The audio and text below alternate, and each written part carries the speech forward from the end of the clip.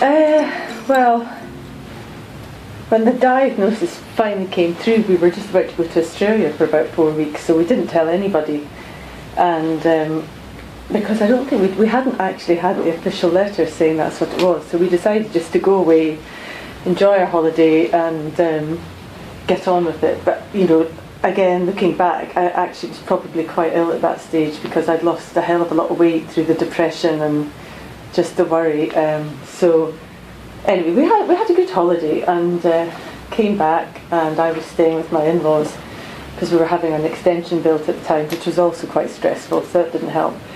And the kids were young, they were 5 and 7 probably. So I just remember I got the letter confirming it when Gavin was still away, and I was staying with my in-laws, and he phoned, and I told them, of course, I was very tearful, and he said, let me speak to my mum and dad. So he, of course, and he was, felt awful because he was the other side of the world. So he told his parents, and they were just unbelievable. They just sort of gave me a big hug and said, we'll deal with this. And Gavin then phoned my sister Caroline and told her to phone me. And again, I could tell she was shocked, but she didn't sort of burst into tears or anything, which would have made me feel worse. And then we told my mum, who said, how did you get that? Did you get a bump on the head? So, everybody had different ways of reacting. And then, from that point, we didn't really tell anybody other than close family. Didn't really want anyone else to know. And then, I think once I'd eventually, about maybe 9 months later from the diagnosis, started taking medication, that's when we decided to sort of tell people. But not everybody. But gradually people obviously found out because they knew, they could tell there was something wrong. But actually once I then started taking the medication, it really helped, and I was a lot better than I had been. So I sort of got on with a fairly normal life for quite a long time. Adam used to make comments, my oldest one, about if I sat down on the sofa at night, sometimes he used to say, God, stop jumping about, just sit still.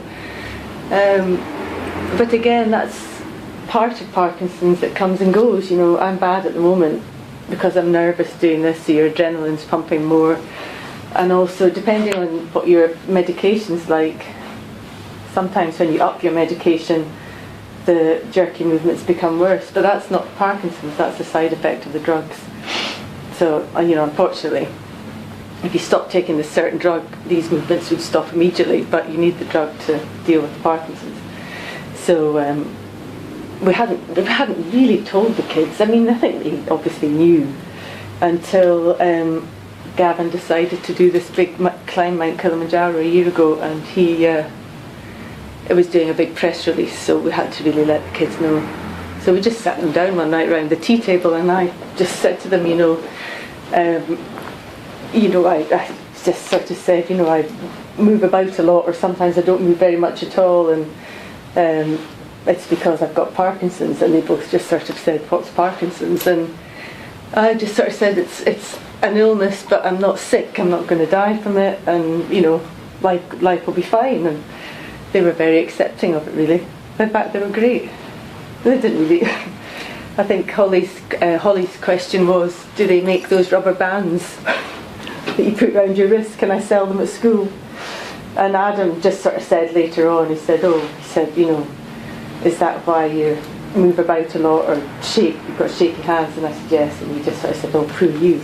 But they've never referred to it since then. Apart from he did it at school once, they were talking about Parkinson's. So I think he put his hand up and said, my mum's got Parkinson's, but other than that, they're fine.